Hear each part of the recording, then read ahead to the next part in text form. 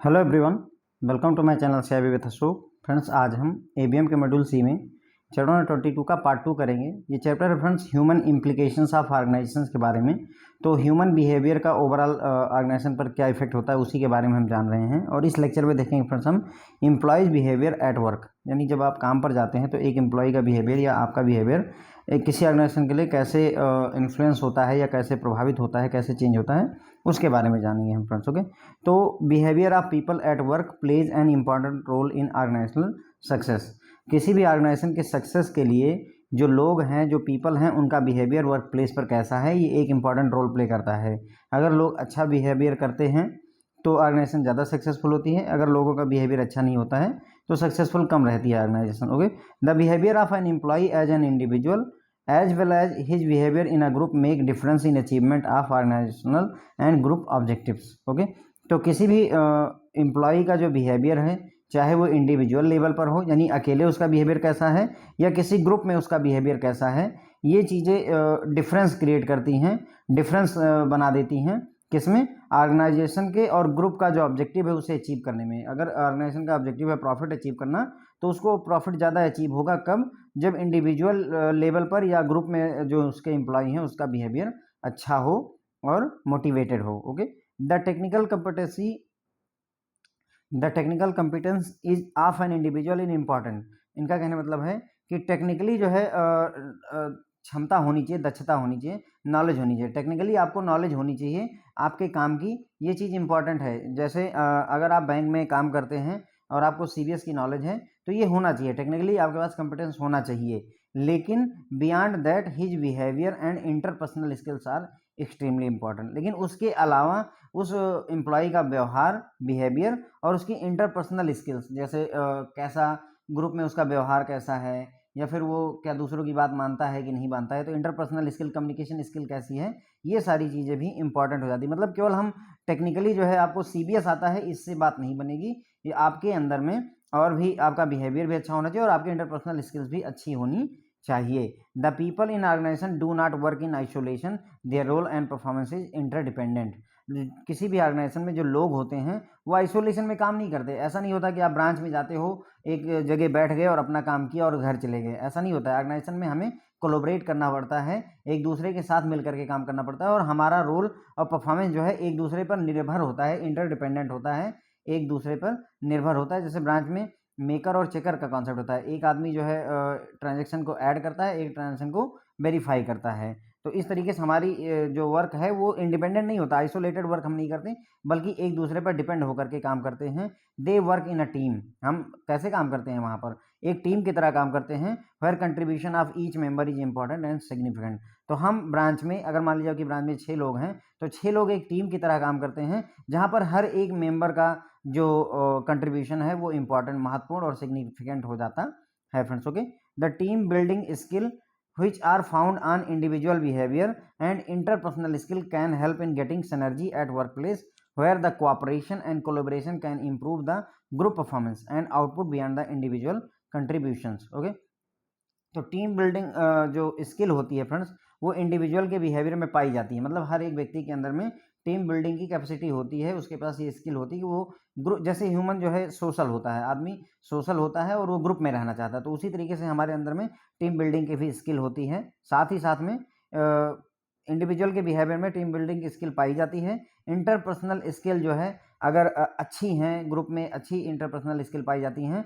तो that can help in getting synergy at work place. Work place पर एक अच्छी पॉजिटिव एटमॉस्फेयर बनता है फ्रेंड्स। ओके, जहाँ पर कोऑपरेशन और कोलैबोरेशन हम जो है आपस में कर करके, मतलब हम आपस में कोलैबोरेट करके जो है एक साथ मिल करके काम करके जो ग्रुप के परफॉर्मेंस है उसको इम्प्रूव कर सकते हैं। और ये ग्रुप की परफॉर्मेंस जो है, जो इसका आउटपुट होगा ग्रुप की परफॉर्मेंस का, वो इंडिविजुअल कंट्रीब्यूशन से बियॉन्ड होगा। मतलब मान लीजिए ग्रुप में हर कोई जो है अपना 10-10 का जो है कंट्रीब्यूशन कर रहा है, तो जो ओवरऑल ग्रुप की परफॉर्मेंस निकल कर आती है वो 100 निकल करके आती है। क्योंकि बोलते नहीं है एक और एक 11 होते हैं, है ना, ये कहने के लिए है कि एक और एक 11 होते हैं। ये ऐसा क्यों कहा जाता है, क्योंकि वैसे तो एक और एक 2 होता है, लेकिन एक और एक 11 का मतलब कि 11 होंगे वहाँ पर। इतनी ज़्यादा एनर्जी होती है जब आप टीम में काम करते हैं। ठीक है फ्रेंड्स, तो synergy is highest activity of life. जो सिनर्जी होती है फ्रेंड्स, एनर्जी और सिंक्रोनाइजेशन, एनर्जी का सिंक्रोनाइजेशन और सिनर्जी होता है फ्रेंड, ये हाईएस्ट एक्टिविटी होती है life. It creates a new untapped alternatives, मतलब अगर आपके पास में सिनर्जी है तो एक तरीके से आप कहिए कि जो अल्टरनेटिव आपने कभी तलाशा नहीं था, आप उसको भी जो है अनटैप्ड अल्टरनेटिव को भी तलाशना शुरू करते हैं। इट वैल्यूज, ये वैल्यू देती है और यूज करती है। It exploit mental emotional psychological differences between people, जो लोगों के बीच में मेंटल इमोशनल और साइकोलॉजिकल डिफरेंसेस होते हैं फ्रेंड्स, उसको एक्सप्लॉइट करती है, उसका यूज करके जो है जो ग्रुप है उसको अच्छा बनाती है। कौन? सिनर्जी। ओके फ्रेंड, अब कुछ बेसिक एजम्पशंस हैं यहाँ फ्रेंड्स ह्यूमन बिहेवियर के बारे में। There are some basic assumptions, उसको बाद में पढ़ेंगे। एक बार फिर से देख लीजिए यहाँ पर एम्प्लॉय बिहेवियर एट वर्क की बात हम यहाँ पर कर रहे हैं। तो वर्क प्लेस पर किसी भी पर्सन का बिहेवियर, किसी भी पीपल का बिहेवियर किसी भी ऑर्गेनाइजेशन के सक्सेस के लिए बहुत ज़्यादा इंपॉर्टेंट होता है। ओके, और किसी भी एम्प्लॉय का बिहेवियर इंडिविजुअल लेवल पर हो या ग्रुप में, उसका बिहेवियर एक डिफरेंस क्रिएट करता है ऑर्गेनाइजेशन के ऑब्जेक्टिव को अचीव करने में। अगर उसका व्यवहार अच्छा है तो ऑर्गेनाइजेशन अपना ऑब्जेक्टिव अचीव कर सकती है। किसी भी व्यक्ति के पास टेक्निकल कंपेटेंस होनी चाहिए, मतलब उसके पास टेक्निकली नॉलेज होनी चाहिए, लेकिन उसके अलावा उसका बिहेवियर भी अच्छा होना चाहिए। उसकी इंटरपर्सनल स्किल, कम्युनिकेशन स्किल्स वगैरह, ये सारी चीज़ें भी जो है इंपॉर्टेंट रोल प्ले करती हैं ऑर्गेनाइजेशन में। People in organization do not work in isolation, जो लोग ऑर्गेनाइजेशन में काम करते हैं फ्रेंड्स वो आइसोलेशन में नहीं काम करते, अलग अलग नहीं काम करते हैं। Their role and performance is interdependent, उनका जो रोल है, उनकी परफॉर्मेंस है, वो एक दूसरे पर निर्भर होती है। टीम की तरह काम करते हैं, दे वर्क इन टीम, वो काम टीम की तरह करते हैं, जहां हर एक इंडिविजुअल मेंबर का जो कंट्रीब्यूशन होता है वो महत्वपूर्ण होता है फ्रेंड्स। ओके, टीम बिल्डिंग की जो स्किल होती है फ्रेंड्स वो हर एक इंडिविजुअल के बिहेवियर में पाई जाती है। ओके, इंटरपर्सनल स्किल्स जो है अगर अच्छी हैं तो वो क्या करती हैं, वर्क प्लेस पर एक सिनर्जी क्रिएट करती हैं, जहां पर हम मतलब सभी लोग मिलकर के कोलोबरेट और कोऑपरेट करके जो ग्रुप की परफॉर्मेंस है उसको इम्प्रूव कर सकते हैं। मतलब अगर जैसे बोलते नहीं कि अगर टीम अच्छी है तो ही आप जो है मैच जीत सकते हैं। अगर टीम में आपस में सिनर्जी नहीं है, इंडियन टीम की बात करें, क्रिकेट टीम की, अगर सिनर्जी नहीं, आपस में हम एक दूसरे के साथ कोलैबोरेट और कोऑपरेट नहीं कर सकते हैं तो फिर हमारे लिए जो है जीतना मुश्किल होता है फ्रेंड्स। ओके, और ऐसे में क्या होता है कि हम आउटपुट जो देते हैं, जो पूरा ग्रुप मिलकर के आउटपुट देता है, वो इंडिविजुअल के कंट्रीब्यूशन से कहीं ज़्यादा अच्छा होता है। सिनर्जी जो होती है फ्रेंड्स वो हाईएस्ट एक्टिविटी होती है लाइफ की, किसी की भी ज़िंदगी की सबसे अच्छी एक्टिविटी, हाईएस्ट एक्टिविटी अगर कहा जाए तो सिनर्जी होती है, और ये अनटैप्ड अल्टरनेटिव बनाती है आपके लिए। जो चीज़ें आपने पहले तलाशी नहीं थी, फॉर एग्जांपल आप एक बैंक में हैं, लेकिन अगर आपको लगता है कि मेरे अंदर जो स्किल्स हैं, वो हो सकता है आपको पेंटिंग बहुत अच्छी आती हो, या हो सकता है आप म्यूजिक में बहुत अच्छे हों, सिंगिंग बहुत अच्छी करते हैं, या फिर आप जो है डांस अच्छा करते हैं, तो मतलब अनटैप्ड अल्टरनेटिव्स हैं, ऐसे अल्टरनेटिव जिनको आपने तलाशा नहीं है, but if you have synergy in your life you can alternate, मतलब आप उसको तलाश सकते हैं। तो सिनर्जी क्या करती है, ये वैल्यू देती है और एक्सप्लॉइट करती है, मतलब एक तरीके से यूज करती है मेंटल, इमोशनल और साइकोलॉजिकल, जो लोगों के बीच में, जैसे जो टीम है फ्रेंड्स उसमें अलग अलग तरीके के लोग होते हैं और उनमें उनका मेंटल लेवल, इमोशनल लेवल और साइकोलॉजिकल डिफरेंसेस अलग अलग होते हैं। कोई ज़्यादा इमोशनल होता है, कोई कम इमोशनल होता है, कोई साइकोलॉजिकल पर्सन होता है, कोई नॉर्मल होता है। तो इस तरीके से उनके जो डिफरेंसेस हैं उसको यूज करके पूरा जो ग्रुप होता है वो एक सिनर्जी के तौर पर काम करता है फ्रेंड्स। ओके, और उसका फ़ायदा उठा करके हम ग्रुप से बेहतर आउटपुट निकाल पाते हैं। There are some basic assumption about human behaviour at work, human के बिहेवियर वर्क पर कैसा होगा इसके बारे में कुछ एजम्पशंस हैं, 5-6 एजम्पशंस हैं friend. There are differences between individual, पहली बात ये याद रखनी चाहिए कि लोगों में डिफरेंस होता है, मतलब हर एक इंडिविजुअल यूनिक होता है। कॉन्सेप्ट ऑफ होल पर्सन, यानी कि हर व्यक्ति अपने आप में संपूर्ण होता है, ये भी हमें मानकर चलना होगा। Behaviour of an individual is caused, मतलब एक इंडिविजुअल का जो बिहेवियर होता है वो कुछ ना कुछ मतलब ऐसे कह लीजिए कि जो भी आप एक्शन करोगे उसके अगेंस्ट में कुछ ना कुछ उसका कॉज एनालिसिस होगी, एक तरीके से कह सकते हैं। ओके, और इंडिविजुअल हैज डिग्निटी, हर एक व्यक्ति का अपना सम्मान होता है। लोग मतलब कुछ लोगों को ईगो होता है, कुछ लोग मतलब ज़्यादातर हर एक इंडिविजुअल का ध्यान रखिएगा, ये डिग्निटी होती है। Okay, organization are social system, जो ऑर्गेनाइजेशंस होती हैं वो मशीनरी सिस्टम नहीं होता फ्रेंड्स, मैकेनिकल सिस्टम नहीं होता, बल्कि सोशल सिस्टम होता है, सामाजिक तंत्र होता है। There is mutuality of interest among organizational members, जो ऑर्गेनाइजेशन के मेंबर्स होते हैं फ्रेंड्स उनके इंटरेस्ट में म्यूचुअलिटी होती है, यानी एक दूसरे पर उनके जो इंटरेस्ट होते हैं एक दूसरे से मिले हुए होते हैं। ऑर्गेनाइजेशनल बिहेवियर इज होलिस्टिक, जो ऑर्गेनाइजेशन का जो बिहेवियर होता है फ्रेंड वो होलिस्टिक होता है, मतलब होलिस्टिक का मतलब होता है फ्रेंड संपूर्ण, मतलब पूरी ऑर्गेनाइजेशन जो बिहेव करती है वो एक मतलब कहने का इंडिविजुअल लेवल पर आप चाहे जैसा व्यवहार करें, लेकिन जब जैसे आप स्टेट बैंक ऑफ इंडिया में काम करते हैं तो एसबीआई में आप इंडिविजुअल लेवल पर चाहे जैसा काम करें, लेकिन जो ऑर्गेनाइजेशन का बिहेवियर है वो होलिस्टिक होगा। मतलब एक जो लोगों के दिमाग में एसबीआई की जो ब्रांड इमेज है वो दूसरी होगी, भले ही हम इंडिविजुअल लेवल पर कुछ भी करते रहें। जो यहाँ कहने का मतलब है, हो सकता है कोई एक एम्प्लॉय हो जो मिसबिहेव करता हो, लेकिन उसके बदले में 10 एम्प्लॉय ऐसे होंगे जो अच्छा बिहेव करते होंगे, तो बदले में जो ओवरऑल एक इमेज बनेगा ऑर्गेनाइजेशन के बिहेवियर की, वो अच्छी बनेगी फ्रेंड्स। ओके, तो ये हो गए मतलब कुछ एजम्पशंस थे जो ह्यूमन बिहेवियर के बारे में। पहला एजम्पशन क्या था? इंडिविजुअल अलग अलग होते हैं, हर व्यक्ति अलग होता है, हर व्यक्ति अपने आप में संपूर्ण होता है, और इंडिविजुअल का जो बिहेवियर होता है उसका इफेक्ट आता है, वो मतलब कुछ ना कुछ इफेक्ट देता है। इंडिविजुअल में डिग्निटी होती है, हर व्यक्ति अपने स्वाभिमान को बचाने की कोशिश करता है, और ऑर्गेनाइजेशन सोशल सिस्टम होते हैं, ना कि मैकेनिकल सिस्टम होते हैं, और जो ऑर्गेनाइजेशन के जो मेंबर होते हैं उनके इंटरेस्ट जो होते हैं फ्रेंड, उनमें म्यूचुअलिटी होती है, आपस में जुड़ाव होता है। ओके, और ऑर्गेनाइजेशन का जो बिहेवियर होता है वो होलिस्टिक होता है, संपूर्ण अप्रोच यहाँ पर होती है। अब यहाँ पर आगे हम पढ़ेंगे फ्रेंड्स कि पर्सन डिफरेंट डिफरेंट होते हैं। पर्सन डिफर एंड अगर there other sorry person differ and again there are certain commonalities in the person. देखिए पर्सन, हर एक पर्सन मैंने आपको बताया यूनिक होता है, डिफरेंट होता है, फिर भी कुछ सर्टेन कॉमन फैक्टर्स होते हैं, उनके बीच में कुछ कॉमनलिटी पाई जाती है। जैसे एवरी पर्सन कुछ सर्टेन एस्पेक्ट में होगा लाइक ऑल अदर पर्सन, मतलब हर एक व्यक्ति, ये कहना चाहते हैं कि हर एक व्यक्ति कुछ सर्टेन एस्पेक्ट में सभी दूसरे व्यक्तियों जैसा होगा, या कुछ दूसरे व्यक्तियों जैसा होगा, या किसी और के जैसा नहीं होगा। जैसे अब यहाँ पर क्या है कि हर एक व्यक्ति सभी दूसरे लोगों के जैसा होगा। जैसे हर व्यक्ति को भगवान ने 2 आँख दी हुई है, तो अगर आँखों के हिसाब से केवल देखें तो हर व्यक्ति एक जैसा होता है। लाइक सम अदर पर्सन, कुछ ही लोगों के जैसा दूसरा व्यक्ति है। हो सकता है कुछ लोग जो है मतलब क्या एग्जांपल दें हम यहाँ पर आपको, जैसे कुछ लोग इंट्रोवर्ट होते हैं, या कुछ लोग एक्सट्रोवर्ट होते हैं, मतलब हर एक की मदद करते रहते हैं, काफ़ी लोग मदद करने वाले होते हैं। तो कुछ लोग ऐसे होंगे, वो हर पर्सन दूसरे मदद करने वाले पर्सन जैसा होता है, लेकिन सबके जैसा नहीं है, क्योंकि कुछ मदद करते हैं, कुछ मदद नहीं करते हैं, तो ये मदद करने वाले जैसा हो गया। और हो सकता है कोई ऐसा पर्सन हो जो किसी दूसरे और पर्सन जैसा हो भी ना। ओके फ्रेंड, तो ये बात क्लियर हो जाती है कि पर्सन डिफरेंट तो होते हैं, फिर भी उनमें कुछ चीज़ें कॉमन होती हैं। वो हर एक पर्सन सर्टेन एस्पेक्ट में या तो सभी दूसरे लोगों जैसा होगा, या कुछ दूसरे लोगों जैसा होगा, या किसी के जैसा नहीं होगा। 3 केसेस हो सकते हैं। It indicates that an individual possess some common characteristics of most of the people. Okay, तो ये बताता है, जो हमने ऊपर पढ़ा उससे ये पता चलता है कि हर एक इंडिविजुअल में कुछ कॉमन कैरेक्टरिस्टिक्स सभी लोगों की होती है। Generalize characteristics of human being, मतलब जो ह्यूमन बींग होने की जनरलाइज कैरेक्टरिस्टिक्स होती है वो सब के अंदर होती है। Like most of the people are selfish, जैसे ज़्यादातर लोग सेल्फिश होते हैं, स्वार्थी होते हैं ज़्यादातर।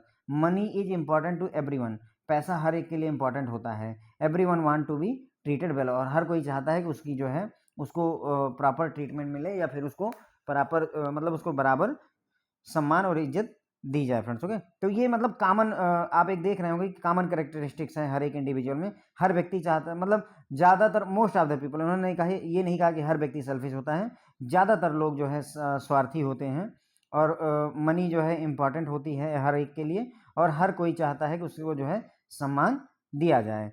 ही may have some feature of some other people which can be divided into broad group like introverts, extrovert, or high risk taker, medium risk taker, or low risk taker. Okay, तो कुछ common feature भी होंगे जो दूसरे लोगों जैसे होंगे, और अगर इनको हम ग्रुप में डिवाइड करें तो कुछ लोग ऐसे होंगे जो इंट्रोवर्ट होंगे, कुछ लोग होंगे जो एक्सट्रोवर्ट होंगे, कुछ लोग ऐसे होंगे जो ज़्यादा रिस्क लेते हैं, कुछ मीडियम रिस्क लेते हैं, कुछ लो रिस्क लेते हैं। तो अगर हम इनको ग्रुप में बांटें तो ये हाई रिस्क लेने वाले, ये मीडियम रिस्क लेने वाले, और ये लो रिस्क लेने वाले लोग हो गए।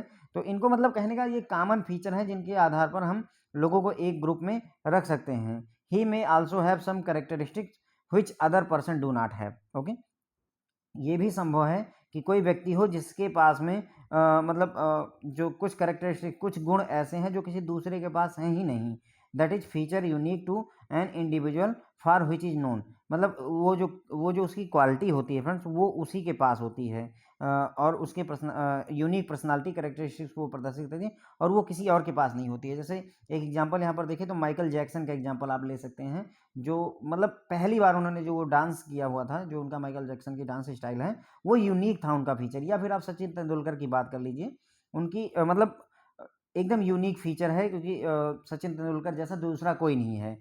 आप वो यूनिक हैं। ये बात अलग की है, Mahendra Singh Dhoni is also successful, but वो महेंद्र सिंह धोनी अलग तरीके से यूनिक हैं, और सचिन तेंदुलकर अलग तरीके से यूनिक है। तो वही कह रहे हैं कि ही मे हैव सम कैरेक्टरिस्टिक, कुछ ऐसे गुण होंगे जो दूसरे लोगों में हैं ही नहीं, है ना।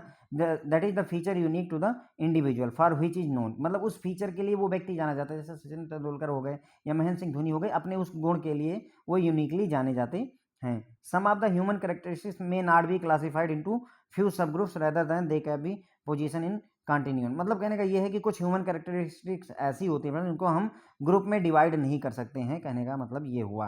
ह्यूमन पर्सनालिटी इज दस अ कॉम्प्लेक्स, मतलब ह्यूमन पर्सनालिटी कॉम्प्लेक्स होती है, मल्टी डायमेंशनल फिनोमेना होती है। मतलब हमने एक चीज़ नोटिस की होगी आपने कि मतलब पहले ये लोगों को जानने की कोशिश करते हैं, फिर हाथ खड़े कर देते हैं, बोलते हैं कि ये सब तो कॉम्प्लेक्स हैं, हम प्रिडिक्ट नहीं कर पाएंगे। वही यहाँ पर भी हो रहा है कि ह्यूमन पर्सनालिटी जो होती है वो कॉम्प्लेक्स होती है और मल्टी डायमेंशनल फिनोमेना होता है, एक आयाम नहीं होती, मल्टीपल डायमेंशंस होते हैं। There is indeed no simple definition of what personality is, तो हम एक कोई सिंपल साधारण सी परिभाषा नहीं दे सकते कि पर्सनालिटी क्या होती है। How ever personality can be examine in term of certain stable characteristics tendencies and behaviour pattern. तो अगर आपको पर्सनालिटी को जो है एग्जामिन करना है तो कुछ स्टेबल कैरेक्टरिस्टिक्स ले लीजिए, टेंडेंसीज ले लीजिए और बिहेवियर का पैटर्न ले लीजिए, और उनके आधार पर जो है आप पर्सनालिटी को एग्जामिन कर सकते हैं फ्रेंड्स। ओके, उसके बाद में हमने यहाँ पर क्या पढ़ा था फ्रेंड, देखिए हमने ये देख लिया था बेसिक एजम्पशंस क्या हैं ह्यूमन बिहेवियर के बारे में। फिर हमने ये जाना कि एक पर्सन दूसरे से अलग होता है, फिर भी कुछ कॉमन फीचर्स होते हैं उनमें।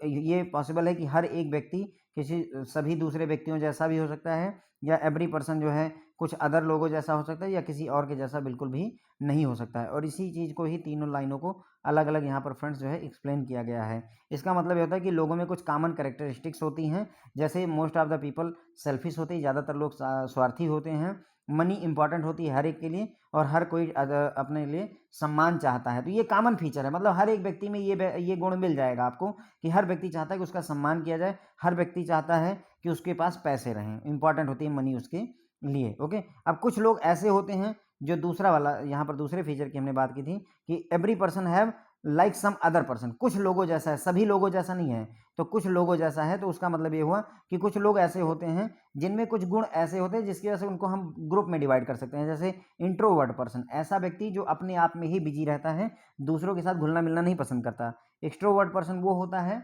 जो दूसरों के साथ घुल मिल जाता है। High risk taking person, medium risk taking, low risk taking. अब इस तीन कैटेगरी के लोग हैं अमूमन। अगर हम पूरे देश की जो है आबादी को अगर बांटें तो तीनों कैटेगरी में मतलब भर के लोग आ जाएंगे। अब मान लीजिए इसमें जो है 40 करोड़ लोग आ गए जो लो रिस्क टेकिंग कैटेगरी में आते हैं, तो इसका मतलब यही हुआ ना कि 40 करोड़ लोग तो ऐसे हैं जो एक दूसरे के जैसे हैं, भले ही सभी लोगों जैसे नहीं, लेकिन 40 करोड़ आपस में एक जैसे हैं फ्रेंड्स। ओके, और उसके बाद में कुछ कैरेक्टरिस्टिक ऐसी भी हो सकती है किसी पर्सन की जो किसी और के पास हो ही ना। Feature unique to individual for which is known, है ना। एक ऐसा फीचर उस यूनिक पर्सन के पास, मतलब वो यूनिक क्वालिटी उसके पास होती है जिसके लिए जो क्वालिटी किसी और के पास नहीं होती, और उसी कैरेक्टरिस्टिक्स के लिए वो व्यक्ति जाना जाता है, इसलिए उसे कहेंगे every person is like no other person, ये किसी और के जैसा नहीं है, वो एकदम से डिफरेंट है। सम ऑफ द ह्यूमन कैरेक्टरिस्टिक में नॉट बी क्लासिफाइड। अब कुछ ह्यूमन कैरेक्टरिस्टिक्स को जैसे हमने बांटने की कोशिश की, इंट्रोवर्ट, एक्सट्रोवर्ट, रिस्क टेकिंग के हिसाब से या यूनिकनेस के हिसाब से, लेकिन कुछ कैरेक्टरिस्टिक्स ऐसी हैं ह्यूमन की जिनको हम ग्रुप में डिवाइड नहीं कर सकते हैं। तो अगर हम कहना चाहें ह्यूमन पर्सनालिटी के बारे में तो ये कॉम्प्लेक्स और मल्टी डायमेंशनल फिनोमेना होता है। ओके, और इंडीड जो है कोई सिंपल डेफिनेशन पर्सनालिटी की नहीं होती है, यानी कि अगर हम पर्सनालिटी की कोई डेफिनेशन देना चाहें फ्रेंड तो वो पॉसिबल हमारे लिए नहीं है। हम क्या कर सकते हैं पर्सनालिटी की डेफिनेशन देने के लिए, हम पर्सनालिटी को एग्जामिन कर सकते हैं किसमें, कुछ सर्टेन टर्म्स पर, जैसे स्टेबल कैरेक्टरिस्टिक्स, टेंडेंसीज क्या है, बिहेवियर पैटर्न क्या है, इनके आधार पर फ्रेंड्स हम पर्सनालिटी को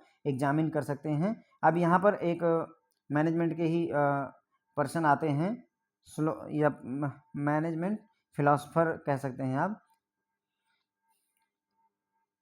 सल्वाटोर मैडी, है ना। सल्वाटोर मैडी क्या कहते हैं, defined personality as stable set of characteristics and tendencies that determine those commonalities and differences in psychological behaviour, thoughts, feelings and action of people that have continuity in time and then may not be easy to understand as sole result of social and biological pressure of the moment। तो ये Salvatore Maddie का जो definition है personality का, वो ये कहता है कि पर्सनालिटी एक स्टेबल मतलब पर्सनालिटी स्टेबल सेट होता है कैरेक्टरिस्टिक्स का और टेंडेंसीज का, जो कि डिटरमाइन करते हैं वो कॉमन चीज़ें और वो डिफरेंसेस साइकोलॉजिकल बिहेवियर में, लोगों के साइकोलॉजिकल बिहेवियर में जो कॉमन बातें होती है, जो डिफरेंसेस होते हैं, ओके, उनको मतलब डिटरमाइन करने की कोशिश करते हैं। जैसे लोगों की थॉट, फीलिंग्स और एक्शंस जो है अलग अलग होते हैं या सेम हो सकते हैं। Of people that have continuity in time and may not be easily understood as the sole result of. और हम मतलब ये जो लोगों का साइकोलॉजिकल बिहेवियर है फ्रेंड्स, उसको पूरी तरह से ये मत समझ लीजिएगा कि ये सोशल और बायोलॉजिकल प्रेशर का नतीजा है, ऐसा नहीं होता है। और भी बहुत सारे फैक्टर हैं जो पर्सनालिटी को डिफाइन करते हैं। This definition does not imply that people do not ever change. मतलब ये जो डेफिनेशन कहती है कि ऐसा नहीं है कि मतलब लोग कभी बदलते नहीं हैं। ये जो डेफिनेशन है वो रिजिड है, ये कहना चाहती है, लेकिन ऐसा ज़रूरी नहीं है। हमें ये नहीं समझना है कि ये डेफिनेशन कह रही है कि लोग कभी बदल नहीं सकते, लोग बदलते हैं। It simply indicate that individual do not change drastically overnight. Okay, ये कहना चाहते हैं, मतलब ये जो डेफिनेशन है वो ये कहती है कि लोग जो है रात भर में ओवरनाइट नहीं चेंज होते। आज मैं मतलब जो है शांत स्वभाव का हूँ और कल सुबह उठ करके जो है एकदम मतलब अग्रेसिव हो जाऊँगा, ऐसा नहीं होता है। यह जो मेरी सोच है ईश्वर के प्रति जो मेरी सोच है, आज मैं आस्तिक हूँ, कल मैं नास्तिक नहीं हो जाऊँगा फ्रेंड्स। ओके, तो ये इंडिकेट करता है कि individual do not change drastically overnight. रात भर में वो बदल नहीं जाते हैं। Their thoughts, feelings, values and action remain relatively stable over time. मतलब उनकी जो थॉट्स, हमारी जो थॉट्स होती हैं, फीलिंग्स होती हैं, वैल्यूज और एक्शन जो होते हैं फ्रेंड, वो रिलेटिवली स्टेबल रहते हैं ओवर द टाइम। समय के साथ में वो लगभग स्टेबल रहते हैं, ज़्यादा जल्दी चेंज नहीं होते हैं। Changes in personality behaviour pattern that take place in individuals occur slowly over a extended period of time. अगर किसी की पर्सनालिटी में या बिहेवियर में कोई चेंज होना है फ्रेंड, तो वो धीरे धीरे, बहुत स्लो प्रोसेस होती है। यदि मैं मतलब जैसे मैंने बताया आपको कि मैं आस्तिक हूँ और अगर मुझे नास्तिक होना होगा, तो ये चेंज मतलब मेरी पर्सनालिटी में या बिहेवियर में ये चेंज बहुत ज़्यादा धीरे धीरे होगा और काफ़ी लंबे समय में जा कर के ऐसा होगा कि मैं ये एक्सेप्ट कर पाऊंगा कि मैं नास्तिक हूँ, है ना। एग्जाम्पल दे रहा हूँ फ्रेंड्स यहाँ पर। Okay, thus by understanding certain dimensions of personality and behaviour, manager can to a great extent predict likely behavior in terms of action and outcome of action in respect of employee। Okay, तो एक understanding अगर हो personality और behaviour की, certain dimensions अगर पता हो, जो मैनेजर्स होते हैं फ्रेंड, उनको अगर जो है पर्सनालिटी और बिहेवियर के सर्टेन डायमेंशंस की अंडरस्टैंडिंग अगर हो, तो वो जो है मतलब बिहेवियर और जो है एक्शन को प्रिडिक्ट कर सकते हैं या किसी एक्शन के आउटकम को प्रिडिक्ट कर सकते हैं कि उनके एम्प्लॉय का बिहेवियर कैसा होगा। जो ये कहना चाह रहे हैं कि अगर जो है मैनेजर को अंडरस्टैंडिंग हो पर्सनालिटी और बिहेवियर की, जो उसके सर्टेन डायमेंशंस होते हैं, उसकी अगर अच्छी अंडरस्टैंडिंग है, तो मैनेजर क्या कर सकते हैं, हम एक हद तक जो है प्रिडिक्ट कर सकते हैं कि लाइकली बिहेवियर क्या होगा किसी एम्प्लॉय का। यदि हम इस एम्प्लॉय को अवार्ड देंगे तो बदले में वो क्या रिएक्ट करेगा, ये चीज़ मतलब वो गेस की जा सकती है। There are several theories to explain the concept of personality. बहुत सारी थ्योरी है फ्रेंड जो है, जो कि पर्सनालिटी के कॉन्सेप्ट को मतलब एक्सप्लेन करती हैं। यहाँ पर हम जो है one dimension of personality which is getting attention both from organizational as well as medical research is type A and type bee behaviour profile. अब यहाँ पर हम पर्सनालिटी को टाइप को जानने की कोशिश कर रहे हैं फ्रेंड्स। ओके, और ये ऑर्गेनाइजेशन में भी मशहूर है और मेडिकल रिसर्च में भी ये मशहूर है। ओके, तो यहाँ पर हम क्या बोलेंगे कि जो पर्सनालिटी है वो टाइप ए और टाइप बी बिहेवियर टाइप की है। मतलब कोई भी व्यक्ति या तो टाइप ए वाला बिहेवियर रखता है या तो कोई व्यक्ति टाइप बी वाला बिहेवियर रखता है फ्रेंड्स। ओके, अब देखिए यहाँ पर हमने देखा कि सल्वाटोर मैडी ने क्या कहा कि किसी भी जो पर्सनालिटी होती है फ्रेंड्स, वो क्या होती है, stable set of characteristics and tendency. मतलब जो है लोगों के गुण, उनकी जो टेंडेंसी आदतें होती हैं, उनका स्टेबल सेट होता है, उनमें स्टेबिलिटी होती है। That determine those commonalities and differences. जो कॉमन मतलब साइकोलॉजिकल बिहेवियर में जो कॉमन बातें हैं और जो डिफरेंसेस हैं, उनकी जो सोच है, फीलिंग्स है और एक्शन है लोगों के, उनमें जो कॉमन बातें हैं और जो डिफरेंसेस, उसको डिटरमाइन किया जा सकता है किसके आधार पर, उनकी जो स्टेबल कैरेक्टरिस्टिक्स और टेंडेंसीज हैं उसके आधार पर। ओके, और यहाँ पर यह भी ध्यान रखना होता है कि हमें जो है जो ये इनकी पर्सनालिटी है फ्रेंड्स, वो सोल रिजल्ट जो है सोशल और बायोलॉजिकल प्रेशर का नहीं है, सोशल और बायोलॉजिकल प्रेशर का रिजल्ट नहीं होता है, बल्कि कई सारे और फैक्टर भी शामिल होते हैं। और ये जो डेफिनेशन है फ्रेंड्स जो है, वो सिंपली ये नहीं इम्प्लाई करती कि लोग कभी बदलते नहीं हैं। लोग बदलते हैं, बस ये कह रही है कि कभी मतलब अचानक से कोई नहीं बदलता है। People do not change drastically overnight, their thoughts, their feeling, their values and action remain relatively stable.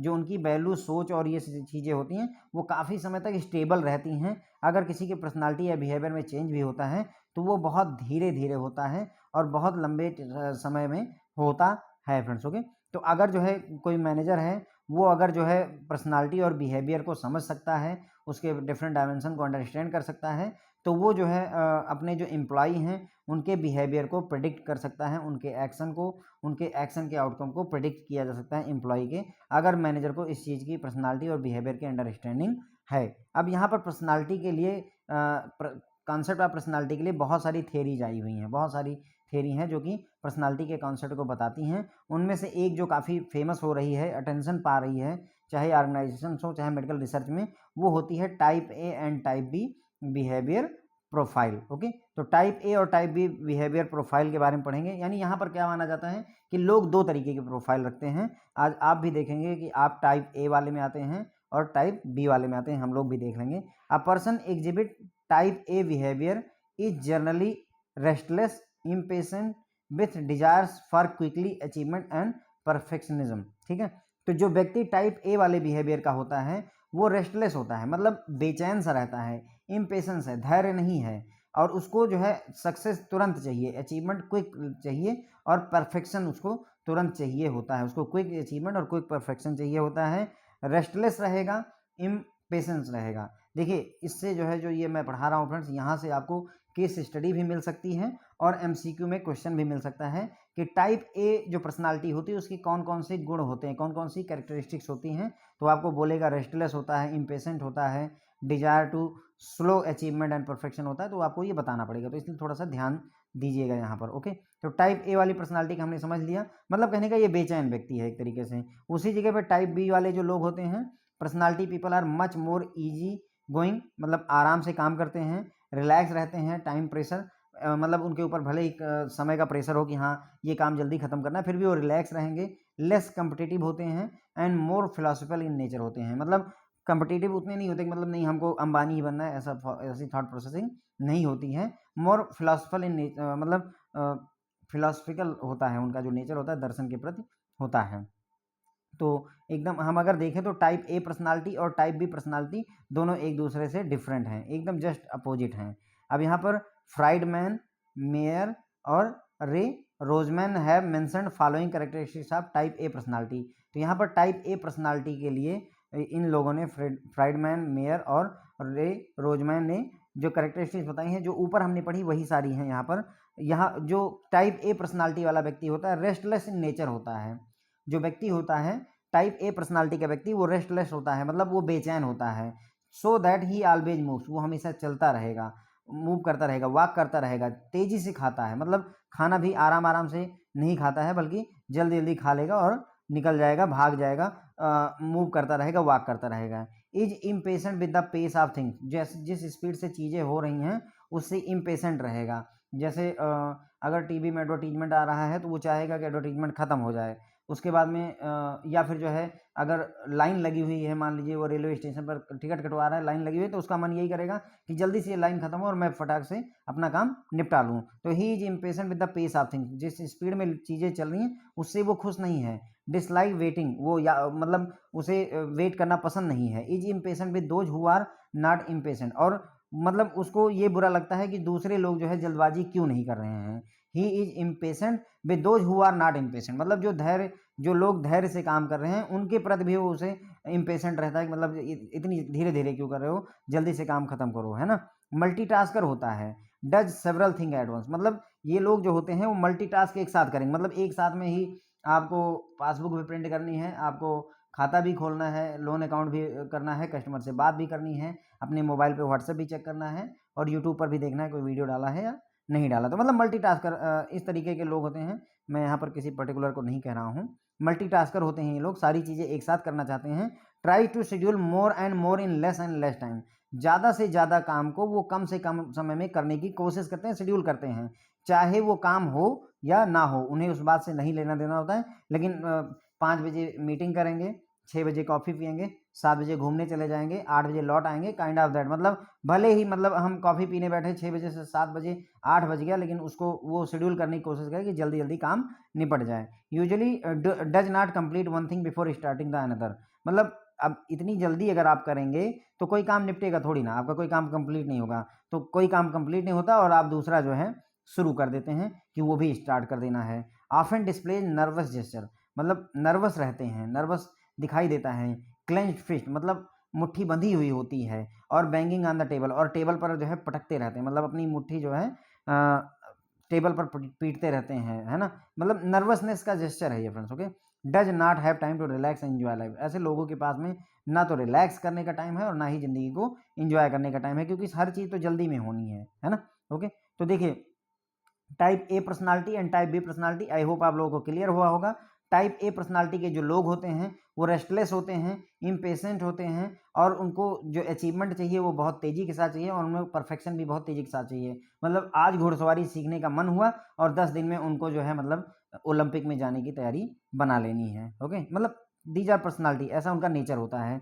Type B personality में पीपल आर मच मोर, ये दूसरा एक एग्जाम्पल होता है। लोग जो है जिम जाते हैं और जिम जाना शुरू करते हैं और उनको परफेक्ट बॉडी जो है हफ्ते भर में चाहिए होती है। टाइप बी पर्सनालिटी के लोग वो होते हैं जो इजी गोइंग होते हैं, टाइम मतलब आराम से हर काम को करते हैं, टाइम प्रेशर पर भी जो है रिलैक्स रहते हैं, मतलब कोई डेडलाइन है उसके बावजूद भी रिलैक्स हैं, लेस कम्पिटिटिव होते हैं, ज़्यादा कंपटीशन करने की कोशिश नहीं करते, और फिलासफिकल होते हैं नेचर में, मतलब भगवान में और दर्शन में, इन सब में विश्वास रखते हैं।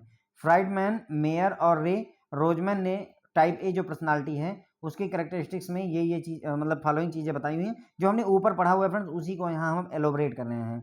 रेस्टलेस इन नेचर, देखिए ऊपर हमने यही पढ़ा हुआ है ना, ये देखिए restless, impatient and desire to quick achievement, इसी को ही हम यहाँ पर डिटेल में पढ़ रहे हैं फ्रेंड्स। ओके, तो देखिए ये रेस्टलेस होते हैं नेचर में, हमेशा चलते रहेंगे, घूमते रहेंगे, खाते भी बहुत तेज़ी के साथ में हैं, मतलब बैठ करके आराम से नहीं खाते हैं, जल्दी जल्दी ख़त्म करना है। Is impatient with the pace of thing, जैसे चीज़ें जिस स्पीड से हो रही हैं वो अच्छी नहीं है। अगर ट्रेन 60 की स्पीड से आ रही है तो 100 में चलनी चाहिए। वेट करना पसंद नहीं है, इंतज़ार करना बिल्कुल भी पसंद नहीं है। Is impatient with those who are not impatient, मतलब जो लोग जल्दी से काम नहीं करते हैं या मतलब जो धैर्य वाले लोग होते हैं उनके साथ में इनकी बनती नहीं है। मल्टीटास्कर होते हैं, एक साथ बहुत सारी चीज़ें करने की कोशिश करते हैं, और ये try to schedule more and more in less time, ज़्यादा से ज़्यादा चीज़ें कम से कम समय में करने की कोशिश में रहते हैं, चाहे वो काम खत्म हो या ना हो। Usually do not complete one thing, मतलब कोशिश यही करते हैं कि एक काम कंप्लीट हो या ना हो, दूसरा जो है शुरू कर देना है। ऑफन डिस्प्लेज नर्वस जेस्चर, मतलब इनका जो लुक होता है, जो व्यू होता है, वो देखोगे तो नर्वस दिखेंगे। हमेशा इनकी जो मुट्ठी होती है वो बंधी हुई होती है, और उसे हाथों मतलब अपनी टेबल पर उसे जो है हाथ को पीटते रहते हैं, जैसे जज साहब ऑर्डर करते रहते हैं, उसी तरीके से वो अपने हाथों से पीटते रहते हैं। Does not have time to relax and enjoy life, life को एंजॉय करने के लिए और रिलैक्स करने के लिए टाइम तो है ही नहीं। क्यों? क्योंकि जिसके जो ये करना चाहता है, एंजॉय करना चाहता है लाइफ और रिलैक्स करना चाहता है, उनके साथ भी तो इनकी बनती नहीं है, क्योंकि they are impatient with the person who is patient, है ना, इम्पेशेंट रहते हैं। ओके, अब इसके बाद में आता है फ्रेंड टाइप बी पर्सनालिटी के बारे में हम बात करेंगे।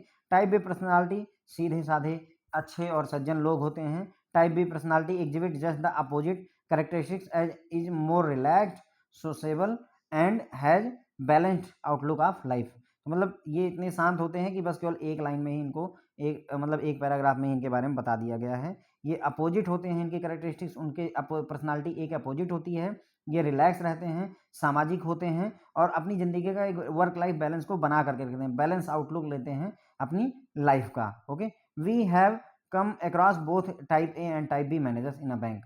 हम मतलब ये यहाँ पर बताया जा रहा है कि आपको टाइप ए और टाइप बी दोनों टाइप के मैनेजर आपको बैंक में मिले होंगे। Usually type A managers cabin is untidy and gives a messy appearance, मतलब जो टाइप ए का मैनेजर होगा उसका जो केबिन होगा वो साफ सुथरा नहीं होगा और आपको मेसी अपीयरेंस देगा, मतलब चीज़ें इधर उधर छितरी बितरी हैं, गिरी हुई हैं, कुछ कहीं भी पड़ा हुआ है, कोई चीज़ ऑर्गेनाइज नहीं है, जो कहने का मतलब है ये है।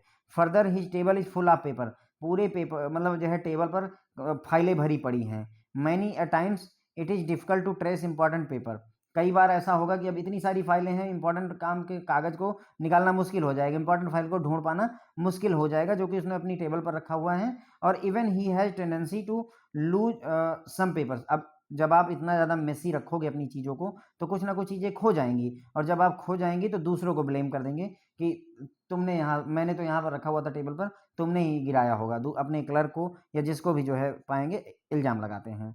टाइप बी पर्सनैलिटी, कोई ऑफेंडेड नहीं फ़ील करेगा प्लीज़ जो है।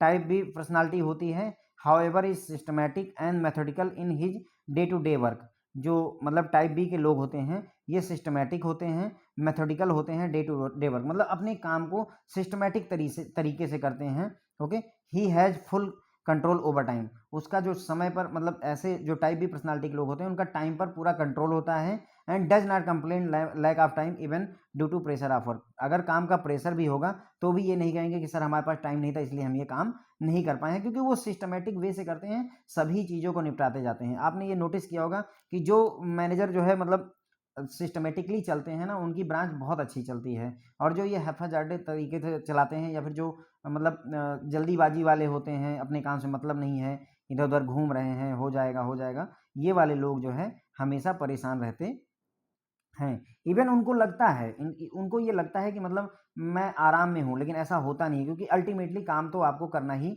पड़ता है, मैनेजमेंट आपसे काम करवा ही लेता है। Okay, this is because he plans the work in such a way that urgent and important matters are dispose of in time. अब इसमें जो ये सिस्टमेटिक तरीके से कहा गया, इसमें क्या होता है फ्रेंड्स कि वो जो मैनेजर है टाइप बी वाला, वो क्या करता है, अपने काम को इस हिसाब से प्लान करता है कि जो चीज़ें अर्जेंट है, जो चीज़ इंपॉर्टेंट है, जिसका अभी हो जाना जरूरी है, यदि किसी पर्सन की, किसी कस्टमर की डेथ हो गई है और उसको जो है डेथ क्लेम मिलना है, और आप इस काम को जो है मतलब लापरवाही से डील करेंगे तो ये आपके लिए परेशानी बन जाएगा। तो अगर कोई चीज़ इंपॉर्टेंट है उसको पहले डील कर लेता है, ताकि जो है जो हल्की चीज़ें हैं, जैसे किसी के अकाउंट में मोबाइल नंबर बदलना है, हो सकता है ये बहुत ज़्यादा डिफिकल्ट टास्क ना हो, किसी पर्सन को पासबुक प्रिंट करवानी है, वो उतना इंपॉर्टेंट टास्क नहीं है, तो आप उसको बाद में कर सकते हैं। लेकिन अगर कोई इंपॉर्टेंट टास्क है तो उसको पहले निपटा देते हैं। Although he is busy like many other managers, और ऐसा नहीं है कि वो बिजी नहीं है, उसके पास भी काम है, but he appears to take things easy, लेकिन वो फिर भी आराम से चीज़ों को ईजी लेता है, और नॉर्मली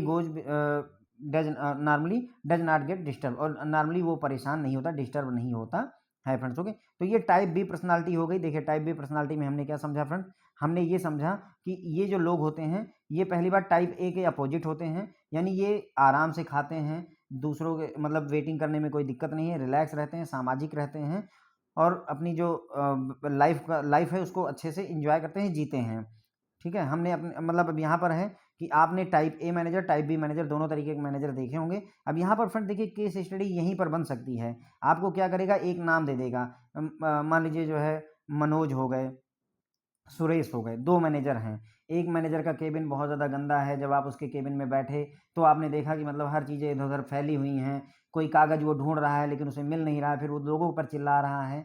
तो ऐसे स्टेटमेंट दे दिया। दूसरे मैनेजर के बारे में उन्होंने बताया कि उसी जगह पर सुरेश है, उसने अपने जो इम्पोर्टेंट टास्क थे वो निपटाए, आपके साथ बैठ कर के चाय पी रहा है, उसके घर से कॉल आई, उसने घर पे भी बात की, फिर 2-3 काम और निपटाए, घर चला गया, उसका ऑफ़िस बड़ा क्लीन और नीट लग रहा था। तो अब आप बताइए कि ये टाइप ए मैनेजर कौन-सा है, टाइप बी मैनेजर कौन-सा है? तो काइंड ऑफ दिस मतलब यहाँ पर केस स्टडी आपके लिए बन सकती है फ्रेंड्स। ओके, तो ये हो गया टाइप ए मैनेजर का केबिन जो है गंदा रहता है और मेसी अपीयरेंस देता है, मतलब चीज़ें इधर-उधर बिखरी हुई हैं, कोई चीज़ मतलब ऑर्गेनाइज़ नहीं है। उसकी टेबल कागज़ से भरी पड़ी है, फाइल से भरी पड़ी है, और कई बार तो जो पेपर उसने रखा हुआ है अपनी टेबल पर, उसको ढूँढने में भी उसको परेशानी हो जाती है। ओके, और कई बार वो अपने पेपर को लूज़ भी कर देता है, जो कागज़ उसने इंपॉर्टेंट कागज़ रखे हैं उसको गायब भी कर दिया, और उसके बाद में दूसरों पर ब्लेम लगाता है कि आपकी वजह से जो है मतलब हमारा ये पेपर गायब हो गया, क्योंकि आप मेरे केबिन में आए थे। टाइप बी पर्सनालिटी के वो लोग होते हैं जो अपना काम सिस्टमेटिकली करते हैं, डे टू डे वर्क को बहुत सिस्टमेटिक तरीके से और मेथोडोलॉजिकल तरीके से करते हैं। उसका फुल कंट्रोल अपने टाइम पर होता है, वो टाइम से आएँगे, घर भी टाइम से जाएँगे, क्योंकि हर चीज़ उन्होंने पहले से ही प्लान करके रखी हुई है। Does not complain for lack of time, समय की कमी का जो है कंप्लेन नहीं करते, भले ही काम का प्रेशर क्यों ना हो। और ऐसा वो कैसे करते हैं, वो क्या करते हैं, जो अर्जेंट और इम्पोर्टेंट मैटर होते हैं उनको पहले निपटा देते हैं, फिर हल्के काम को बाद में करते रहते हैं। वो बिजी दूसरे मैनेजरों की तरह रहते हैं, लेकिन फिर भी वो ईजी दिखाते हैं अपने आप को कि मैं ज़्यादा बिजी नहीं हूँ, और नॉर्मली जो है परेशान और डिस्टर्ब नहीं होते हैं फ्रेंड्स। ओके, तो इसी के साथ में फ्रेंड्स हमारा ये लेक्चर यहाँ पर खत्म होता है। हमने ये देखा एम्प्लॉयज़ बिहेवियर एट वर्क। अब अगले लेक्चर में हम फ्रेंड्स बाकी की डिटेल्स पढ़ेंगे। Thank you so much.